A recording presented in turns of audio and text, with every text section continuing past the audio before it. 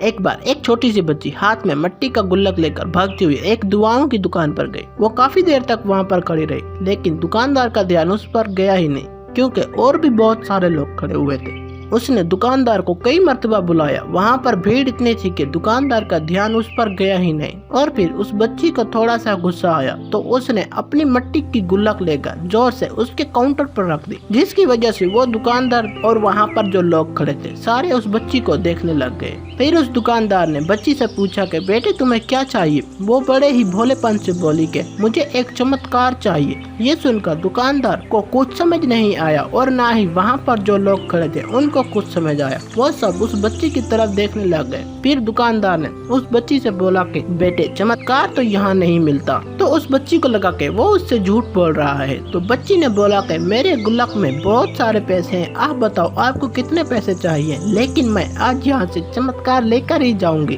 तो वहीं काउंटर पर एक और आदमी खड़ा था। उसने उस बच्ची से पूछा कि बेटे क्यों चाहिए तुम्हें चमत्कार। तब उस बच्ची ने अपनी कहानी बताई कि अभी कुछ दिन पहले मेरे भाई के सर में बहुत ज्यादा दर्द हुआ तो मेरे पापा मम्मी उसे हॉस्पिटल ले गए। उसके बाद कई दिन तक मेरा भाई घर वापस नहीं आया।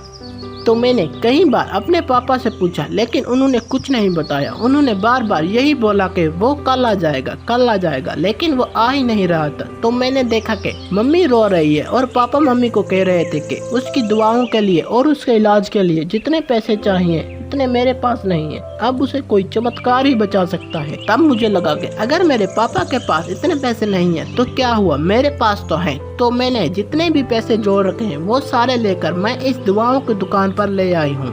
फिर उस आदमी ने उस बच्ची से पूछा कि कितने पैसे हैं तुम्हारे पास। ये सुनते ही उस बच्ची ने अपनी मिट्टी की गुल्लक उठाकर जमीन पर पटक दी और पैसे गिनने लगी।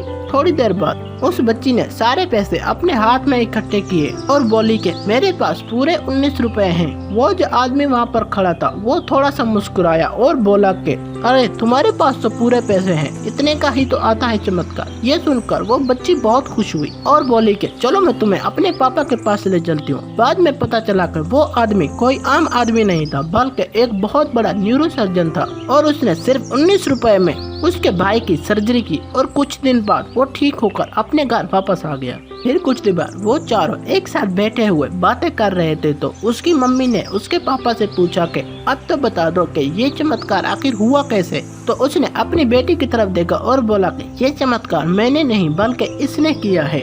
हमें इस कहानी से बहुत बड़ी सीख मिलती है कि हमें हमेशा कोशिश करनी चाहिए और कभी हार नहीं मानना चाहिए। अगर आपको मजीद ऐसी वीडियोस देखनी है तो मेरे चैनल को सब्सक्राइब करें।